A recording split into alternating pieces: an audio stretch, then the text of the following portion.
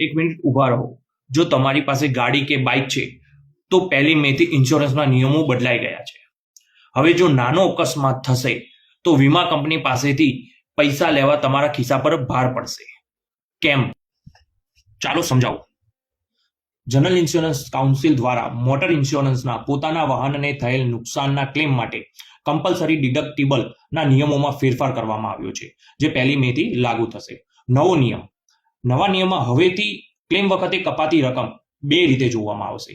પહેલું, ક્લેમની રકમના 2% અથવા નક્કી થયેલી મિનિમમ એમાઉન્ટ.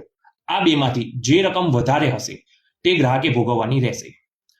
તેનું અમલીકરણ 1 મે કે ત્યારબાદ ઇસ્યુ થયેલી નવી પોલિસી પર જ લાગુ થશે. જે પોલિસી 1 મે પહેલા લેવાયેલી છે તેમાં જૂના નિયમો મુજબ જ કપાત થશે. ઉદાહરણ સાથે સમજીએ. ધારો કે તમારી પાસે 1500 સીસીથી ઓછી ક્ષમતાની કાર છે અને તમે ₹50,000નો ક્લેમ કર્યો.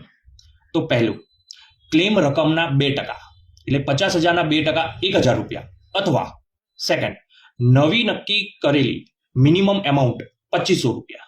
અહીં ₹2,500 વધારે હોવાથી વીમા કંપની તમારા ક્લેમમાંથી 2,500 કાપીને બાકીના ₹47,500 ચૂકવશે.